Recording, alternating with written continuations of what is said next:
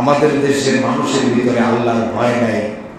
মুখে মুখে রমজানুল মুবারকের জন্য খুব এই দরদ, রোজা রাখে অনেকে, শুরুতে দুই একটা রাখে, নামাজও দৌড়ায়, তারাবির জন্য পাগল হয়ে যায়, কিন্তু আসলে আল্লাহর মহব্বত বা আল্লাহর ভয় আমাদের দিলের ভিতরে কতটুকু আছে বাস্তবে তা প্রমাণিত হয় যে আসলেই নাই। ঠিক আসলে নাই। আমার ভাইয়েরা, সকলেই তো বুঝবেন, কিন্তু মৃত্যুর উপরে বুঝে কোনো লাভ হবে না। আমি বারবার আপনাদেরকে হাতে ধরে পায়ে ধরে অনুরোধ করি, বোঝেন, বোঝেন, ভালো করে বোঝেন। জীবিত থাকতে সজ্ঞানে বোঝার চেষ্টা করেন। মৃত্যুর উপরে আলিফের মতো সোজা হয়ে বুঝে কোনো লাভ হবে না। মৃত্যুর উপরে বুঝে কোনো লাভ নাই। বুঝেন, জীবিত থাকতে বুঝেন। মৃত্যুর লক্ষ্য হলো সবাইকে আল্লাহ রাব্বুল আলামিনের কাছে ফিরে যেতে হবে। কেননা যে মানুষ আজ দুনিয়াতে এসে বিভিন্ন কাজে ব্যস্ত হয়ে আল্লাহ রাব্বুল আলামিনের কাছে ফিরে যাওয়ার বিষয়টি ভুলে গেছে, মৃত্যু তাদেরকে সেই বিস্মৃত স্মৃতির বাস্তব ময়দানে নিয়ে ছেড়ে দিচ্ছে।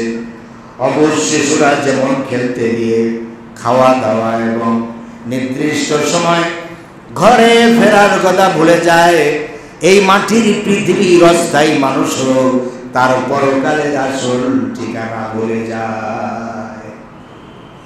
কবি বলছেন, আয়েতে হাম মিসলে বুলবুল সায়রে গুলশন কর চলে, লাইলে মালি বাগে আপনা হাম তো আপনি ঘর চলে।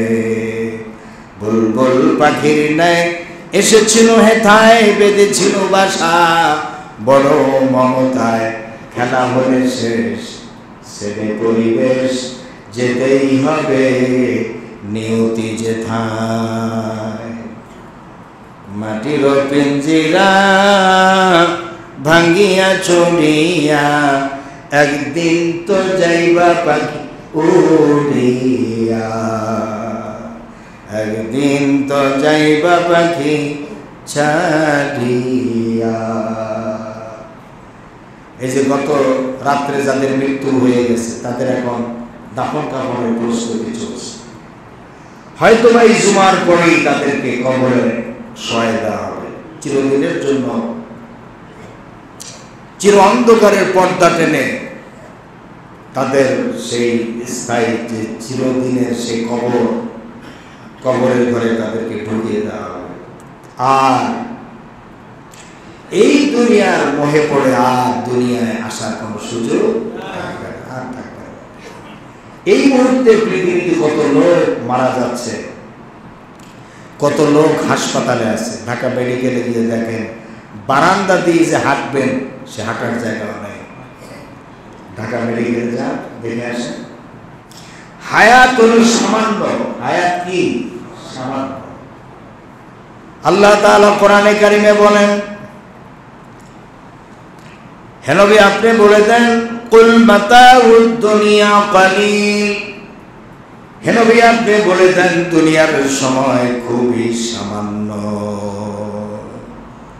মাতাউদ দুনিয়া, দুনিয়ার হায়াত কালিল। কালিল মানে কম, খুবই সামান্য। কথাটা কার? আল্লাহ তাআলা। মানুষ এবং জিন জাতিকে দুনিয়ায় পাঠানো হয়েছে অল্প সময়ের জন্য। এটা একটি অস্থায়ী বিশ্রাম কেন্দ্র এবং পরীক্ষাগার।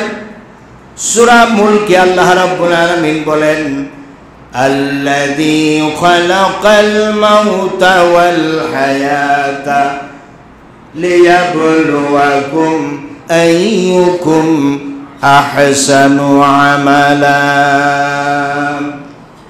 He who created death and life, that he may try which of you best indeed. আল্লাহ তাআলা বলেন, মৃত্যু এবং জীবনকে সৃষ্টি করা হয়েছে পরীক্ষা করার জন্য। এটা একটা অস্থায়ী বিশ্রাম কেন্দ্র এই পৃথিবী। এখানে মৃত্যু এবং জীবনকে সৃষ্টি করা হয়েছে পরীক্ষার জন্য। লিয়াবলুয়াকুম আইয়ুকুম আহসানু আমালা, যে পরীক্ষা করা হবে যে তোমাদের ভিতরে ভালো আমলের দিক থেকে কে উত্তম অগ্রগামী। আমল বুঝেন তো, ভালো কাজ, ভালো কাজের দিক থেকে কে উত্তম কে অগ্রগামী, এইটা পরীক্ষা করার জন্য আল্লাহ তাআলা জীবন মৃত্যু সৃষ্টি করেছেন। সুবহানাল্লাহ। এই পৃথিবীটা হচ্ছে একটা পরীক্ষার কেন্দ্র। তা পরীক্ষার কেন্দ্রে পরীক্ষা দিতে গিয়ে কেউ কি সময় নষ্ট করে?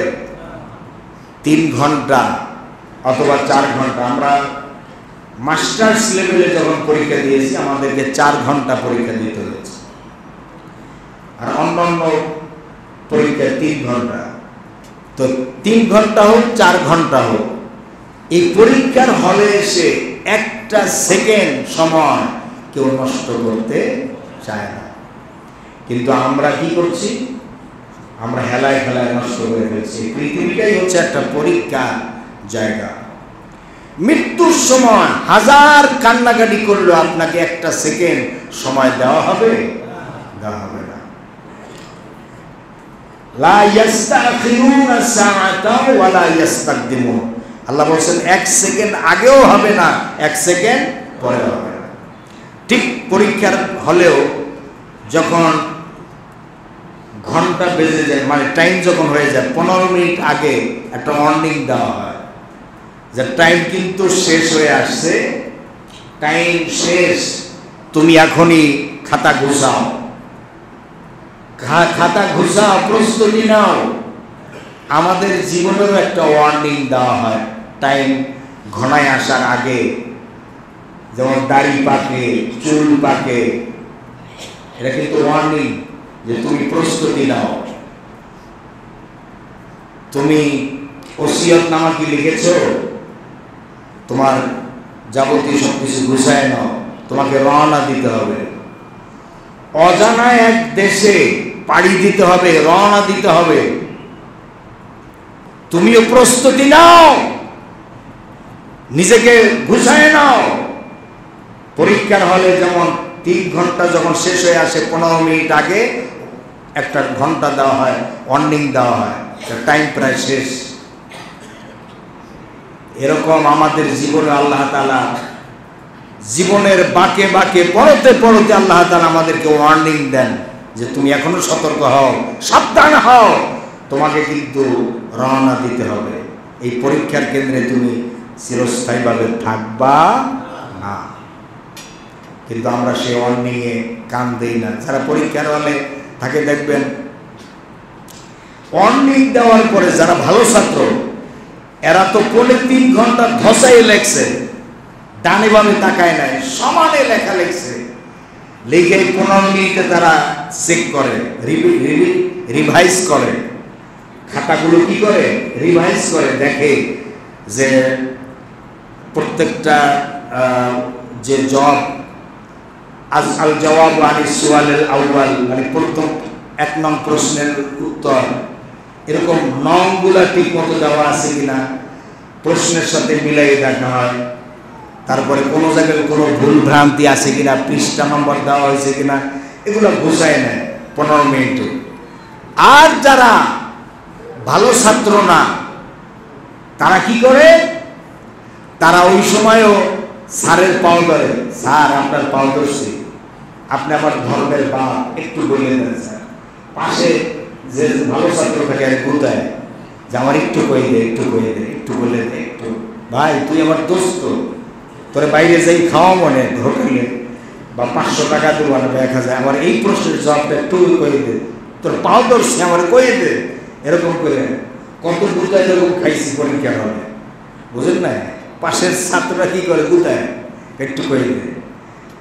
এই যে মানে খারাপ ছাত্র যারা, তারা এরকম করতে থাকে। কিন্তু ওই সময় তো যার ইয়া নফসি তার ইয়া নফসি, খাতা গুছাবে না আরেকজনের কইতে যাবে। আর যারা গার্ডে থাকে, গার্ডে স্যার হুজুর বা টিচার যারা গার্ডে থাকে, তারা বলে বাবা এখন তো তোমার হায়াত শেষ, আর 15 মিনিটে কি লিখবা, তুমি 3 ঘন্টায় লিখতে পারো না, আর এই 15 মিনিটে কি লিখবার, কি পাস করবা, এখন আর থাকছি চুপ করে থাকো, কিন্তু এরপর ছটফট করতে থাকে, ঠিক কিনা করে? কিন্তু যখন ঘন্টাটা বেজে যায়, টন করে আওয়াজটা যখন হয়ে যায় 3 ঘন্টা শেষ, আর একটা সেকেন্ড সময় দেওয়া হয় না, সঙ্গে সঙ্গে খাতাগুলো টানা শুরু করে। গার্ডে যারা থাকে কি করে, যখন টান্না নিয়ে খাতা যখন টান দেয় তখনও শক্ত করে ধরে রাখে। দেখেন না, দুনিয়ায় যখন আজরাইল এসে রুলটা নিয়ে যখন টান মারে তখনও চায় না যাইতে, তখন এই পরীক্ষার হলে আরো থাকতে চায়, নাফরমানরা, ঠিক না? অনেক মিল আছে ভাই, একটু মিলাই দেখবেন।